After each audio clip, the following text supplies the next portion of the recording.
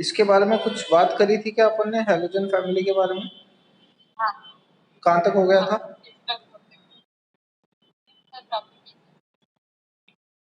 Sorry, आवाज थोड़ी लो है आपकी आज।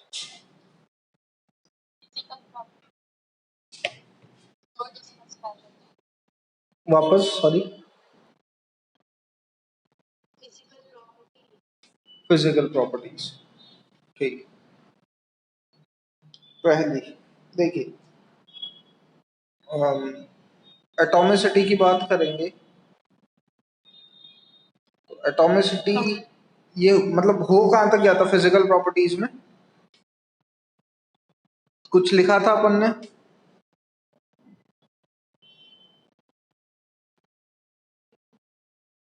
एटॉमिसिटी, ऑक्सीडेशन स्टेट, कलर, ये सब हो गया था क्या? बॉन्ड डिसोसिएशन एनर्जी, ठीक।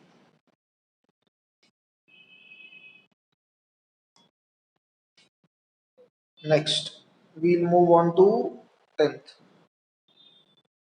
hydra acids.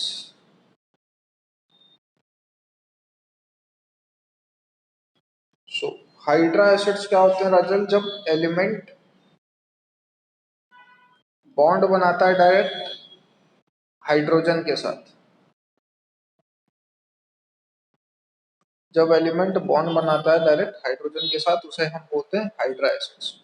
बोले तो जैसे H F, H C L, H B R, H I, ये सारे हाइड्रा एसिड्स होते हैं राजल। यहाँ पे एलिमेंट डायरेक्टली अटैच है किसके साथ? हाइड्रोजन के साथ। अब अगर मैं आपसे पूछूं इन सब में से सबसे अच्छा एसिड कौन, तो एसिड सबसे अच्छा वो जो आसानी से H प्लस डोनेट कर दे। बताइए, इन पांचों में से, चारों में से आसानी से, सबसे आसानी से H प्लस कौन डोनेट कर देगा? HI, है ना? तो ये मेरे हाइड्रा एसिड्स का ट्रेंड हो गया, इसमें होपफुली कोई डाउट नहीं होगा। लेकिन जब अपन ऑक्सी एसिड्स की बात करते हैं तो राजल ये उल्टा हो जाता है। लिख लीजिएगा मेरे साथ में, है ना? But in case of oxy acid the trend is completely reversed.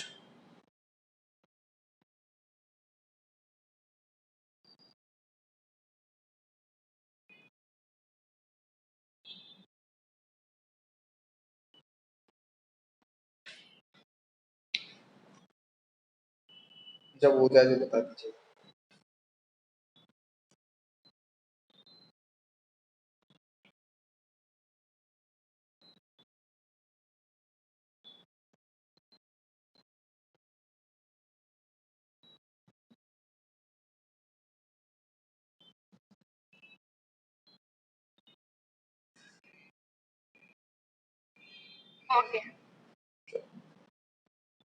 Oxy acid क्या होते हैं पहले तो वो सब, जैसा कि अपन ने देखा हाइड्रा एसिड में बिल्कुल सही बैठा आपका, जो भी आपका सोचना था कि HI will be the most acidic compound amongst all of the hydra acids of the halogen family.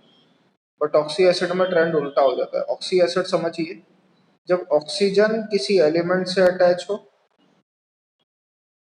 Sorry, जब ऑक्सीजन हाइड्रोजन से अटैच हो,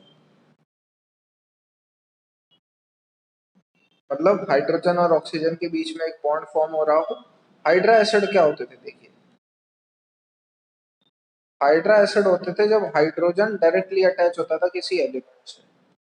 ऑक्सी एसिड क्या होते हैं कि हाइड्रोजन अटैच होता है ऑक्सीजन से और ऑक्सीजन अटैच होता है किसी एलिमेंट से।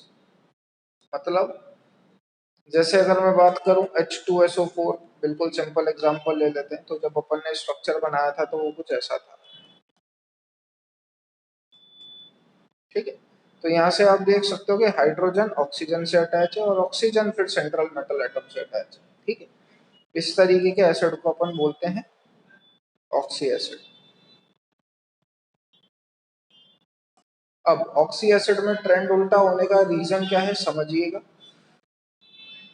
ये भी आई थिंक अपन डिस्कस कर चुके हैं। ये दो लोग हैं, ये दोनों एक दूसरे को, है ना, ये भी हो चुका था शायद अपना, ये है ना, ये दो मोटे हैं, मोटे लोगों की ओवरलैपिंग आसान नहीं होती, है ना। तो जब अपन ऑक्सी एसिड की बात करेंगे तो ऑक्सी एसिड में HClO3, HBrO3 और HiO3 में सबसे ज्यादा एसिडिक कौन होगा? HClO3। क्यों?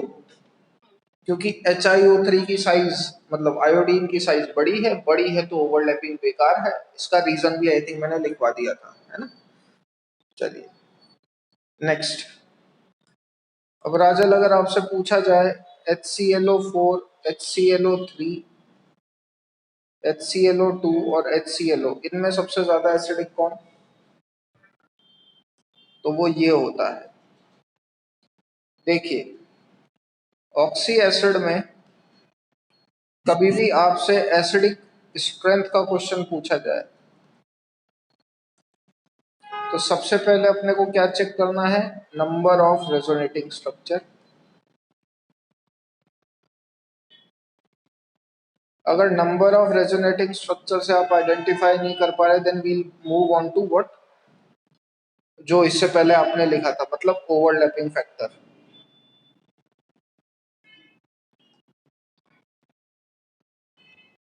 ठीक है, जितनी ज्यादा रेजोनेटिंग स्ट्रक्चर्स होंगी एसिडिक स्ट्रेंथ उतनी ज्यादा होगी, and it is inversely proportional to size. Size जितना ज्यादा होगा ओवरलैपिंग उतनी कम होगी, ओवरलैपिंग जितनी कम होगी एसिडिक स्ट्रेंथ उतनी कम होगी। ये लिख लीजिए, ये ऑक्सी एसिड के लिए। जब भी ऑक्सी एसिड की एसिडिक स्ट्रेंथ कंपेयर करनी हो, पहले रेजोनेटिंग स्ट्रक्चर देखेंगे, फिर ओवरलैपिंग फैक्टर देखेंगे। अगर रेजोनेटिंग स्ट्रक्चर के बेसिस पे डिसाइड नहीं कर पा रहे तो ओवरलैपिंग फैक्टर देखेंगे। कैसे यूज में आया वो अभी देखेंगे। ऊपर ये ऊपर वाला जो है ये रेजोनेटिंग स्ट्रक्चर के बेसिस पे सॉल्व हुआ है।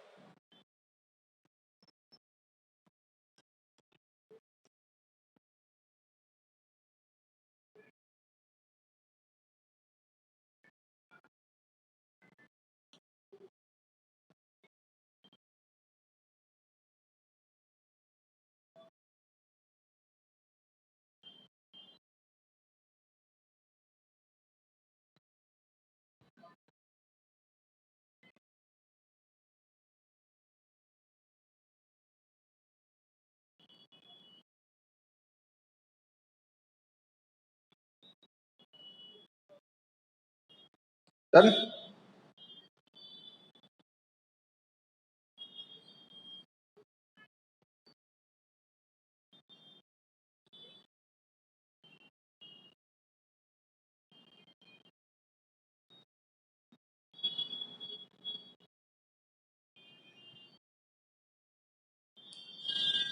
हो गया राजल, हटा दूं? ओके। अब देखो, जैसा कि अपन ने बोला HClO4 ज्यादा एसिडिक है, HClO3, HClO2 और HClO के। तो HClO4 को जब आप तोड़ोगे राजल तो ये टूटेगा H plus plus ClO4 minus में। ClO4 माइनस बोले तो कैसा स्ट्रक्चर होगा? Double O double O double O and negatively charge oxygen always form single bond. सही बात है। अब अब अगर आप इसकी रेजोनेटिंग स्ट्रक्चर बनाओगे, रेजोनेटिंग स्ट्रक्चर मतलब ये नेगेटिव चार्ज आपको इधर उधर डांस करवाना है, बस और कुछ नहीं। तो इसकी ये भी पॉसिबल है, ये भी पॉसिबल है और ये भी पॉसिबल है।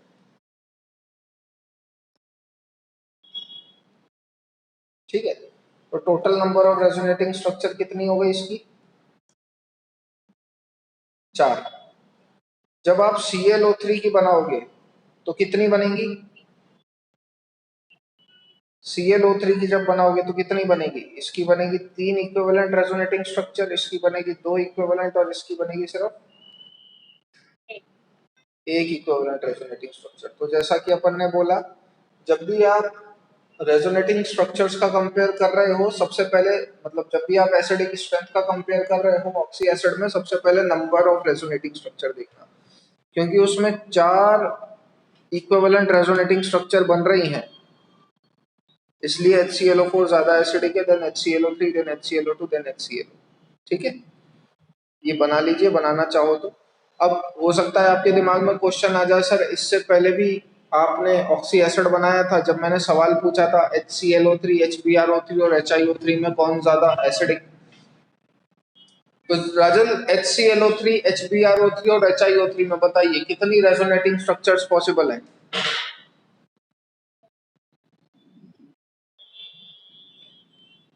इससे पहले जो अपन ने एक सवाल देखा था HCl ओवरलैपिंग वाला, वो मोटे मोटे लोग गले नहीं लग पाते, वही वाला।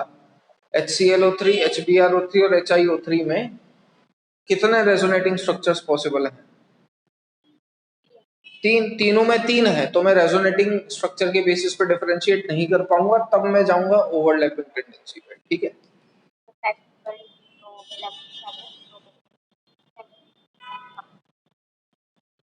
सही। एक सेकंड आया है ना।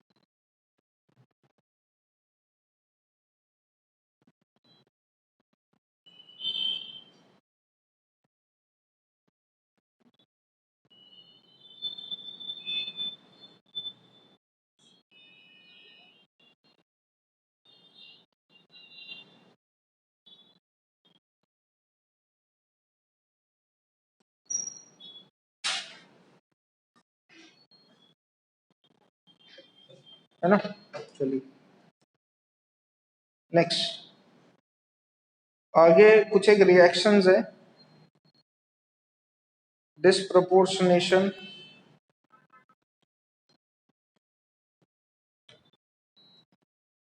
Of di halogen. अब रिएक्शन पार्ट आया है राजन, तो इसको थोड़ा सा ध्यान से देखिएगा। अपन बिल्कुल इनर्ट गैस जैसा ही पढ़ेंगे, रटने का कोई काम नहीं है, बिल्कुल लॉजिक से समझते समझते, है ना। देखो, जब भी X2 की reaction, X2 stands for chlorine bromine and iodine, X2 की रिएक्शन जब भी आप NaOH से करवाओगे, और NaOH अगर आप डाइल्यूट लेते हो तो क्या बनेगा? NaX plus NaOX plus water.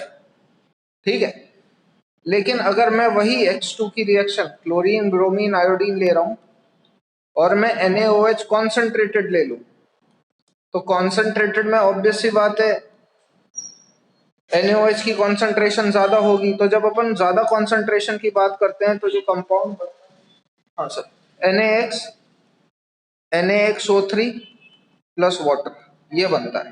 ठीक है, जैसे मैं रिएक्शन करवाऊं Cl2 प्लस NaOH की, तो क्या बनेगा? डाइल्यूट है तो NaCl plus NaOCl plus water. ठीक है, इसमें एक फ्लोरीन की अपने को ध्यान रखनी होती है कि जब आप F2 की रिएक्शन NaOH से करवाते हो तो आपको मिलता है NaF यानी कि NaX, लेकिन बस ये वाला इस टाइप का कंपाउंड नहीं मिलता आपको, सिंपली O2 मिलता है प्लस H2O मिलता है। ये लिख लीजिए। क्या यार, आज आपकी आवाज बहुत लो है, पता नहीं क्यों।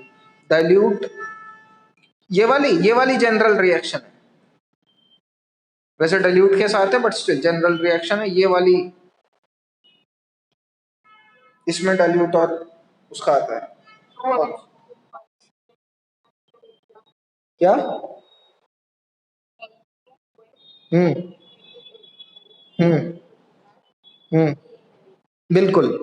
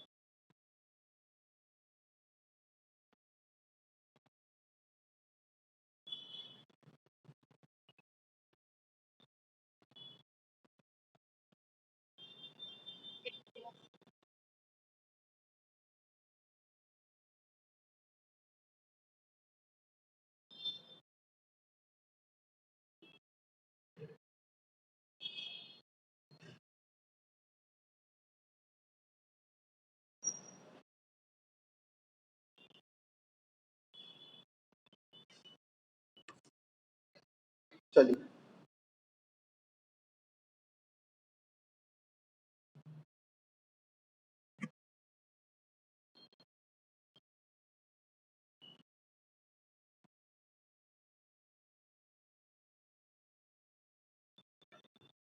आगे बढ़ते हैं।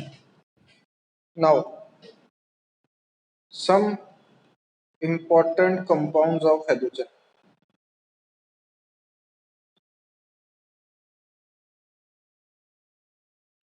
इसमें अपन पहली बात करेंगे राजा इंटर हेलोजन की।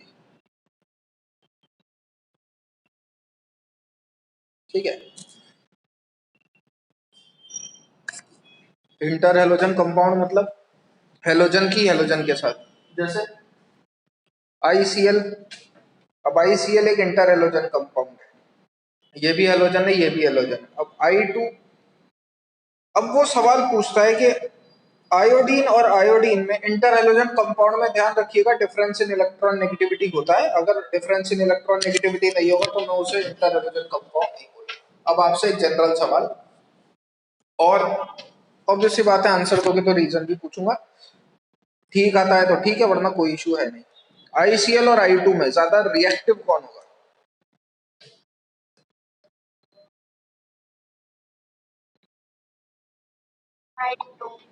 चलो बताइए क्या सोचा।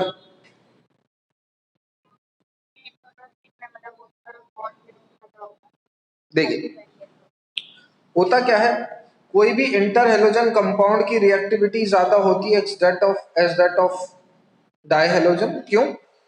क्योंकि देखिए ये है पोलर इन नेचर, मतलब डिफरेंस इन इलेक्ट्रॉन नेगेटिविटी इसमें होता है ज्यादा। इसमें डिफरेंस इन इलेक्ट्रॉन नेगेटिविटी है 0। तो एक राजन खुद ही बताइएगा, एक साइड पॉजिटिव नेगेटिव है और एक साइड 0 है।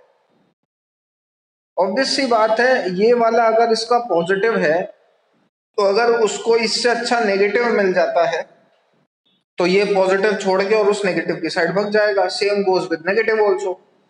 ये जो नेगेटिव है अगर उसको इससे अच्छा पॉजिटिव मिल जाता है तो ये नेगेटिव छोड़ के उस दूसरे पॉजिटिव की साइड भाग जाएगा। ठीक बात है।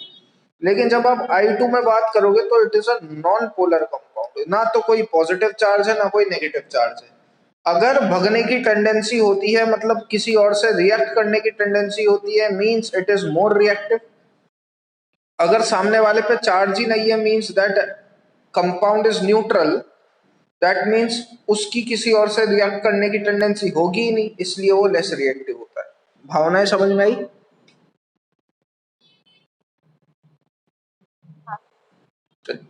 तो हमेशा ध्यान रखिएगा जब भी मैं आपसे रिएक्टिविटी की बात करूंगा, इंटर हेलोजन कंपाउंड किस किस टाइप के होते हैं वो भी समझ लीजिए। ये AB टाइप का होता है, AB3, AB5, AB7। ये 4 तरीके के इंटर हेलोजन कंपाउंड एग्जिस्ट करते हैं दुनिया में, where electron negativity of B is greater than electron negativity of A। अब बिल्कुल कॉमन सेंस से बात करेंगे, क्योंकि वो पूछ लेता है AB कंपाउंड कौन बनाएगा, AB3 कौन बनाएगा, AB5 कौन बनाएगा और AB7 टाइप का कंपाउंड कौन बनाएगा। लिख लीजिए पहले ये।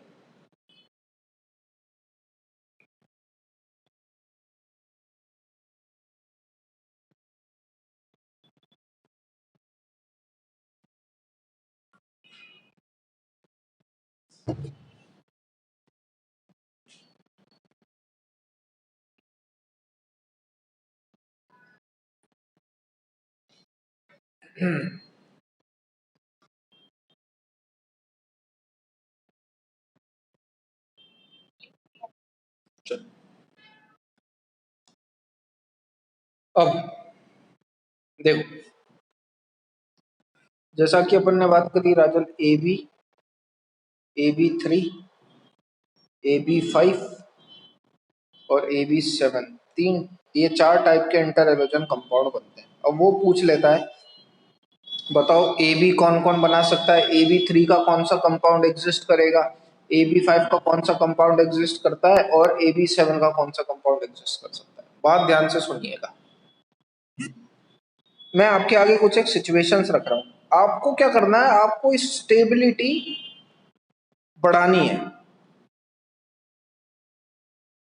तो स्टेबिलिटी बढ़ाने के तरीके क्या क्या हैं, बात सुनिएगा। मैं आपके आगे चार कंडीशन रख देता हूं। पहला कि अपन सेंट्रल एटम बहुत बड़ा ले ले और सराउंडिंग एटम छोटे छोटे ले लें तो स्टेबिलिटी ज्यादा होगी, ये फर्स्ट है।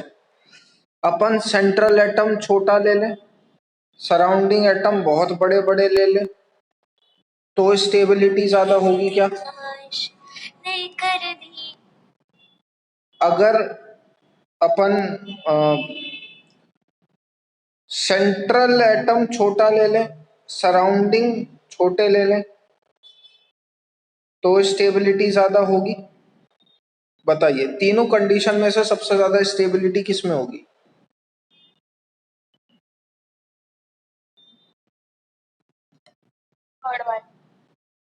फर्स्ट वाले में, ठीक है भाई। देखना आपको करने का क्या है, आपको AB7 टाइप का कंपाउंड बनाना है। Central atom will be A और उसके आजू बाजू 7 सराउंडिंग है। राजल रिपल्शन कम होना चाहिए कि ज्यादा, स्टेबिलिटी ज्यादा होने के लिए।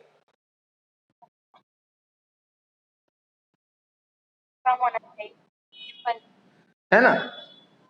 अब मुझे बताओ रिपल्शन कम कब होगा, सेंट्रल एटम जब आप बड़ा लोगे और सराउंडिंग एटम छोटे लोगे, या फिर जब सेंट्रल एटम छोटा लोगे और सराउंडिंग एटम बड़े लोगे। फर्स्ट वाले में। अब बिल्कुल लॉजिक से इंटर एलोजन की बात कर रहे हो, फ्लोरीन, क्लोरीन, ब्रोमीन, आयोडीन, बताइए सराउंडिंग एटम के लिए बेस्ट ऑप्शन क्या है, मतलब जहां आपको रिपल्शन सबसे कम मिलेगा।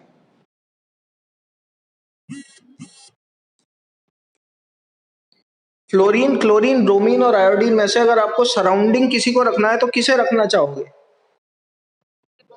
फ्लोरीन को। और सेंट्रल अगर किसे रखना है, किसी को रखना है तो किसे रखना चाहोगे। आयोडीन, है ना। इसलिए जब अपन बात करते हैं AB7 टाइप के कंपाउंड की तो सिर्फ IF7 एग्जिस्ट करता है, ठीक है ना। तो BRF7 एग्जिस्ट करता है ना CLF7 एग्जिस्ट करता है। क्यों, क्योंकि Br की साइज आयोडीन के कंपेयर में छोटी हो जाएगी। साथ फ्लोरीन अकोमोडेट करवाना इसके लिए आसान नहीं होता, रिपल्शन होता है बहुत भयंकर। क्लोरीन की और छोटी हो जाएगी तो और बुरा रिपल्शन। बात समझ में आई क्या। नेक्स्ट अपन जब AB5 की बात करेंगे तो अब अपने को देखना है कि AB5 में कौन कौन से कंपाउंड एग्जिस्ट करते हैं। सो देखिए, सबसे पहली बात, सराउंडिंग के अंदर हमेशा फ्लोरीन तो फिट हो ही जाएगा। सराउंडिंग के अंदर हमेशा फ्लोरीन तो फिट हो ही जाएगा, चाहे यहाँ की भाई साथ में फिट हो गया, यानी कि साथ में उसमें मिनिमम रिपल्शन लग रहा है तो सराउंडिंग में तो फ्लोरीन तो फिट हो ही जाएगा। तो एक बात हमेशा ध्यान रखिएगा कि जब भी आपको AB3, AB5 या AB7 में से कोई भी कंपाउंड ऑब्टेन करना है तो उसके अंदर फ्लोरीन कंफर्म होगा। जैसे AB5 की जब मैं बात करूं तो इसमें IF5 ऑब्टेन हो जाएगा, IF7 हो सकता है तो 5 तो हो ही जाएगा, BRF5 हो जाएगा, CLF5 हो जाएगा। लेकिन ICl5 नहीं हो पाएगा, BrCl5 नहीं हो पाएगा, ClCl5 नहीं हो पाएगा। इसमें भी मैं ICl7 ऑप्टेन नहीं करवा सकता क्योंकि फ्लोरीन की साइज छोटी है लेकिन क्लोरीन की साइज बड़ी बड़ी हो जाएगी, तो आयोडीन ऐसे साथ क्लोरीन नहीं झेल पाएगा। ये बात समझ में आई? Similarly when we move on to AB3, ICl3 obtain हो जाता है, IF3 हो जाता है, BrF3 हो जाता है, ClF3 हो जाता है। और जब अपन बात करें AB की, तो IF ऑप्टेन हो जाता है, ICl, IBr।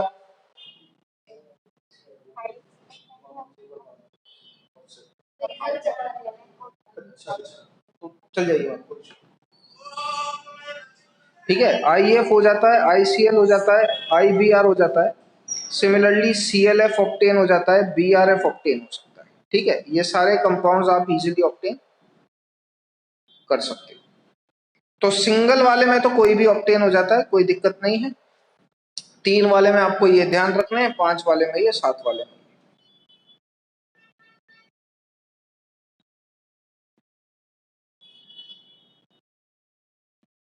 BrCl भी ऑप्टेन हो जाता है, कोई इशू नहीं। ये वही करा है मैंने, fluorine, chlorine, bromine, iodine. Iodine single वाले में सबके साथ बना लेगा, ब्रोमीन, क्लोरीन। ठीक है।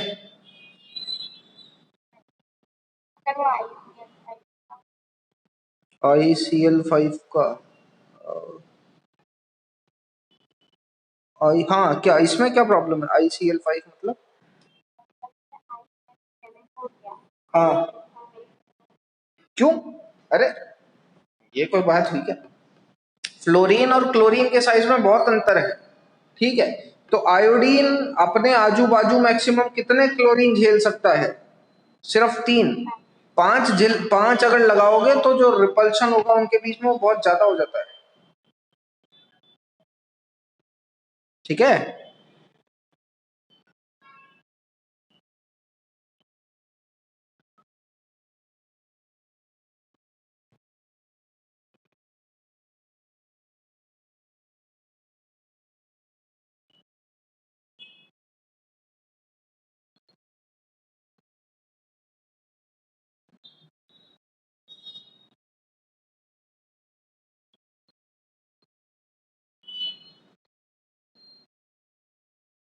डन।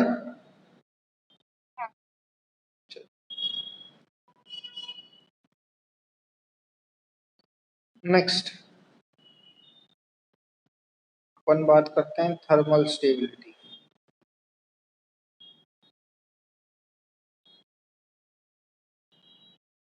जो थर्मल स्टेबिलिटी होती है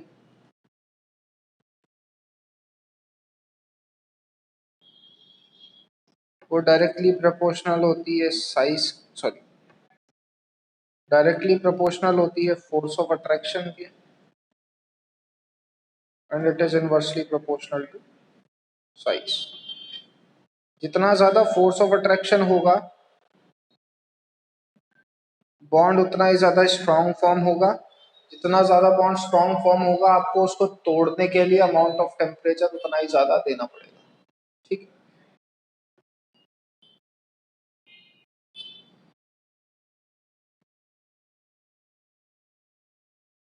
next, hydrolysis of interhalogen compound.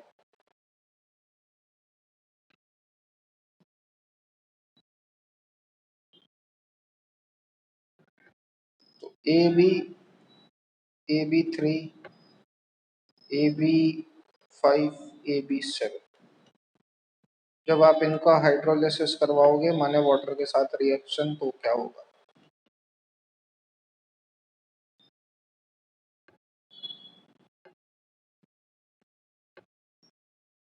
ठीक है, तो इसके अंदर प्रोडक्ट रखने लिखने का सलीका देख लीजिए। जितने बी हैं राजन, उतने HB बना देना। मतलब जैसे यहाँ पे फर्स्ट में 1 B है, उतना HB, 3B 3 HB, 5B 5 HB, 7B 7H। ठीक है, अब साथ में क्या बनेगा, HAO।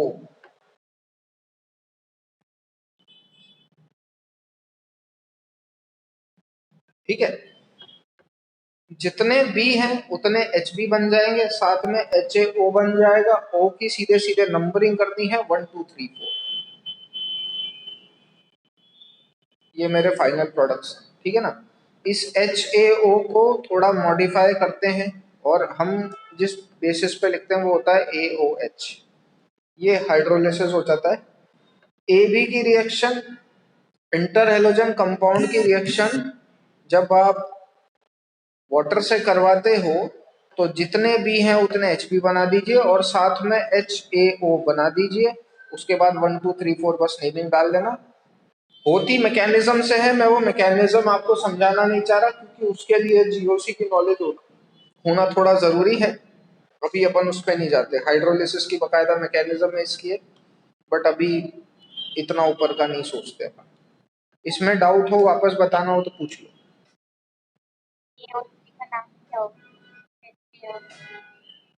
ये वाला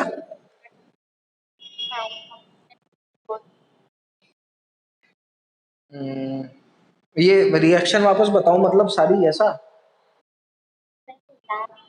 किसका?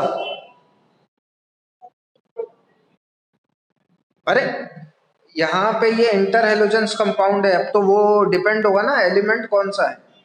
जैसे HAO3 आप कंपैरेटिवली एलिमेंट बना रहे हो तो उसके लिए HClO3 HBrO3 HiO3 वो तो एलिमेंट आएगा। इसका पर क्लोरेट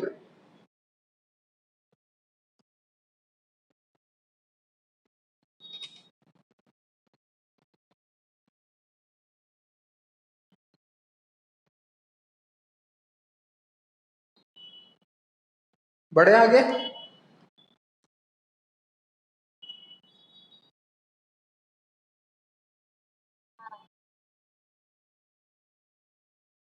चलिए नेक्स्ट, आगे क्या था। चलिए आपसे है ना दो चार सवाल पूछता हूँ। राजल एक काम करो, हेडिंग लिख लीजिए, उससे भी पहले एक और देख लो। दो चार थियोरेटिकल क्वेश्चंस आते हैं हेलोजन फैमिली बेसिस पे। मैं आपको कुछ एक जनरल ट्रेंड लिखवा रहा हूँ, वो जनरल ट्रेंड आपको ध्यान रखना है। ये जो जनरल ट्रेंड है ये 15 16 17 सबके लिए वैलिड है। ठीक है, कभी भी एग्जिस्टेंस का क्वेश्चन है, एग्जिस्टेंस वाला 15 और 16 में। ठीक है, अगर कभी भी एग्जिस्टेंस का सवाल आएगा, that dash compound exist but dash compound does not exist, we'll always give answer on the basis of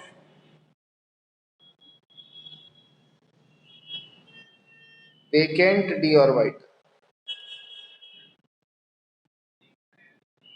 ठीक है, कभी भी बॉन्ड एंगल के बेसिस का क्वेश्चन आएगा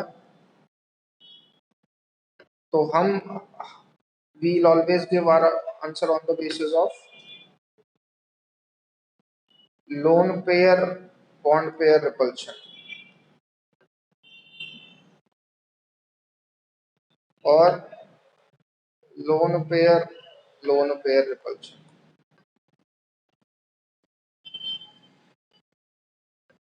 कभी भी सॉल्युबिलिटी का सवाल आएगा, will always give on answer on the basis of hydrogen bonding. जिसके अंदर हाइड्रोजन बॉन्डिंग होगी वो ज्यादा सॉल्युबल होता है या वही सॉल्युबल होता है। कभी भी बॉइलिंग पॉइंट का क्वेश्चन आएगा तो एज वी मूव, इनके बेसिस के क्वेश्चन करवाऊंगा मैं। ये सबके अंदर कॉमन क्वेश्चंस होते हैं सारी फैमिलीज के अंदर, इसलिए डायरेक्ट लिखवा रहा हूं मैं अभी एक साथ। As we move down the group, surface area increases and therefore van der Waal force of attraction increases.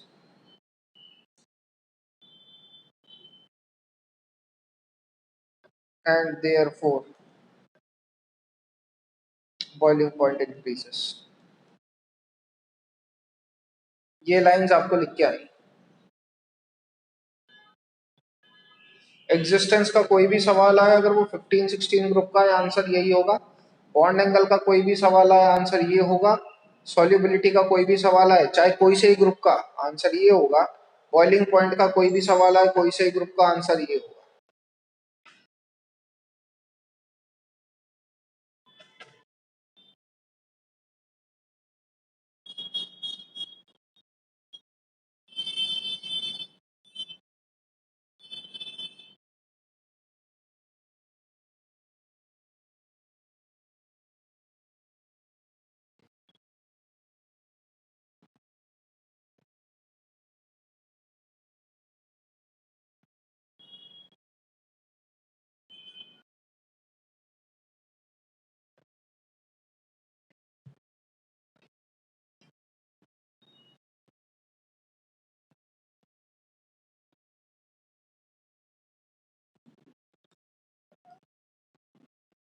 चलिए, अगला जो एक क्वेश्चन आता है जनरली, जैसे अभी मैंने थोड़ी देर पहले आपको एक सवाल करवाया था, HClO3, HBrO3 और HiO3।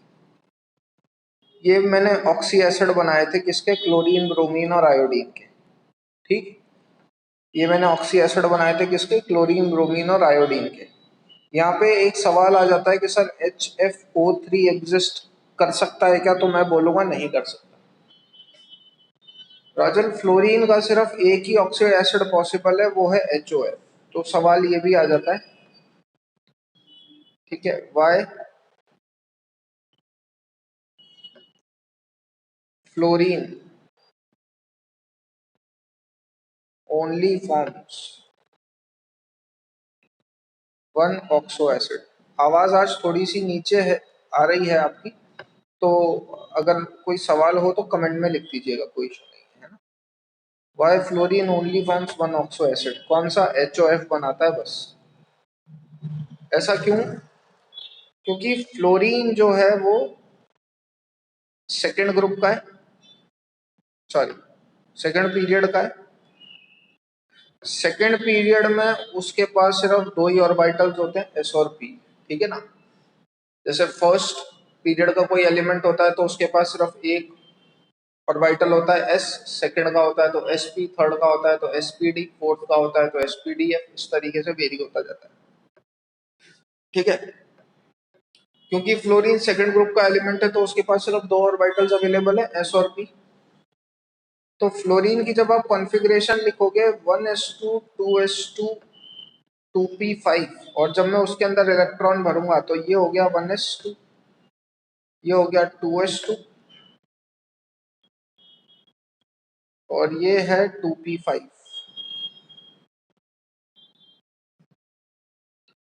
कितने इलेक्ट्रॉन्स, या अब मैं अगर आपसे पूछूं फ्लोरीन कितने बॉन्ड और बना सकता है, इसके पास कितनी बॉन्ड बनाने की चॉइस और है? एक, है ना। तो फ्लोरीन अब सिर्फ एक बॉन्ड बना सकता है।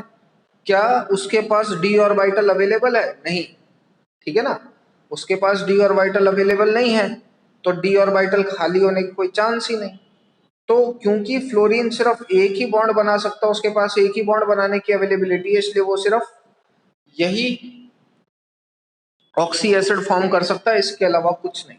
तो अगर आपको रीजन लिखना है इसका, तो अपन किस तरीके से जवाब देंगे? तो उसने पूछा why only fluorine form only one oxy acid, तो अपन बोलेंगे since fluorine belongs to the second period,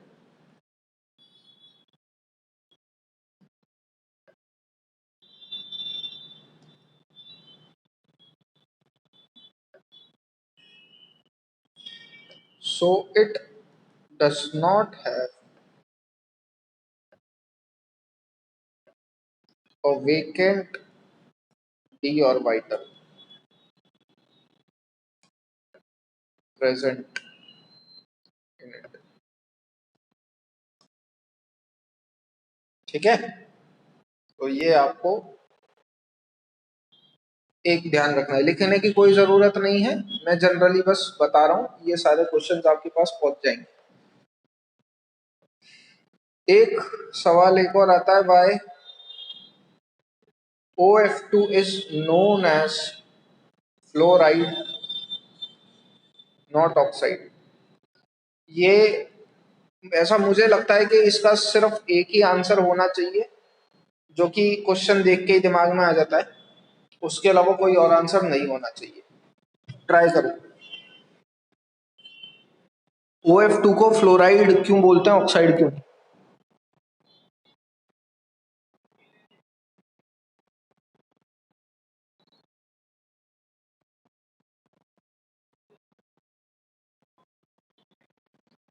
fluorine के पास ऐसा क्या है जो ऑक्सीजन के पास नहीं?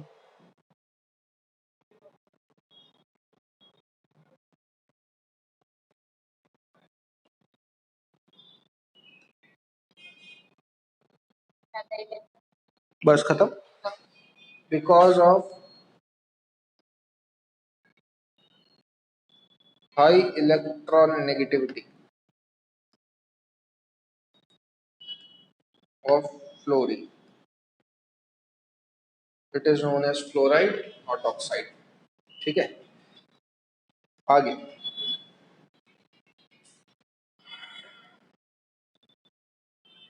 Why fluorine have less electron gain enthalpy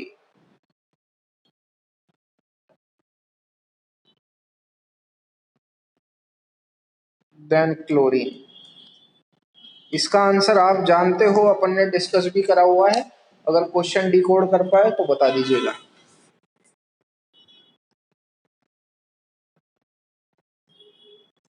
बात कर चुके हैं इलेक्ट्रॉन गेन एंथैल्पी मतलब इलेक्ट्रॉन एफिनिटी, और इलेक्ट्रॉन एफिनिटी में Cl2F2 then Br2 and then I2 होता है। फ्लोरीन की साइज छोटी होती है, क्लोरीन की साइज बड़ी होती है, इलेक्ट्रॉन अकोमोडेट करवाना आसान होता है, इस वजह से फ्लोरीन की इलेक्ट्रॉन गेन एंथैल्पी कम होती है, क्लोरीन की इलेक्ट्रॉन गेन एंथैल्पी ज्यादा होती है। अब इसी से रिलेटेड दूसरा सवाल, instead of F2 having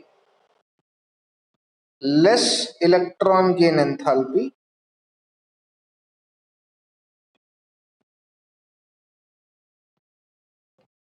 why it will act as strong oxidizing agent? अगर फ्लोरीन की इलेक्ट्रॉन गेन एंथैल्पी कम है, उसके बावजूद भी फ्लोरीन काफी अच्छा ऑक्सीडाइजिंग एजेंट क्यों है? मतलब वो सामने वाले को ऑक्सीडाइज करता है और खुद रिड्यूस होता है। रिड्यूस मतलब गेन ऑफ इलेक्ट्रॉन। देखो, पूछना वो ये चाह रहा है कि आपने तो बोला कि भैया फ्लोरीन की इलेक्ट्रॉन गेन एंथैल्पी कम होती है, इलेक्ट्रॉन गेन एंथैल्पी कम होती है तो उसको इलेक्ट्रॉन गेन नहीं करना चाहिए। अब अगर उसको जब इलेक्ट्रॉन गेन नहीं करना चाहिए तो वो काफी अच्छा ऑक्सीडाइजिंग एजेंट कैसे काम करता है? ऑक्सीडाइजिंग एजेंट मतलब यही होता है जो सामने वाले को ऑक्सीडाइज कर रहा है और खुद रिड्यूस, और रिड्यूस मतलब गेन ऑफ इलेक्ट्रॉन। तो जब फ्लोरीन की इलेक्ट्रॉन गेन करने की टेंडेंसी बेकार ही है, तो वो इतना अच्छा ऑक्सीडाइजिंग एजेंट कैसे है? सवाल समझे क्या? पहले तो ये बता।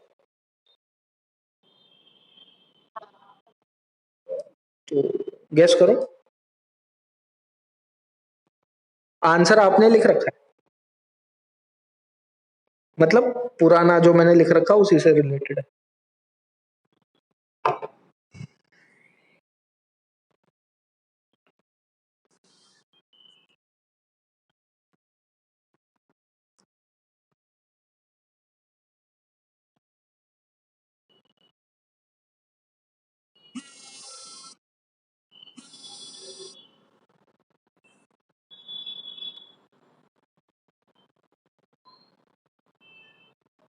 देखो, कोई दिक्कत नहीं।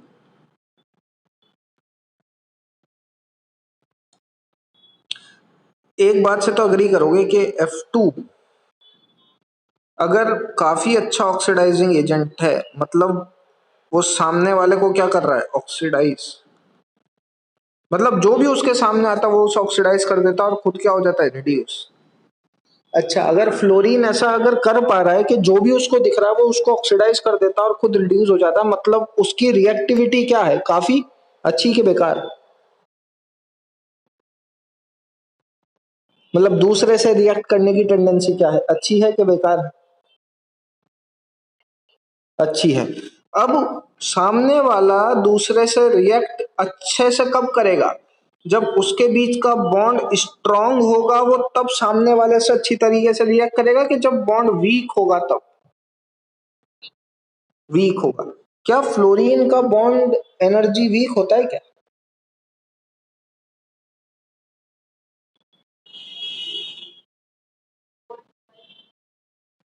तो बॉन्ड डिसोसिएशन एनर्जी में हमने देखा था कि क्लोरीन की बॉन्ड डिसोसिएशन एनर्जी बहुत ज्यादा, देन ब्रोमीन के अंदर फ्लोरीन की।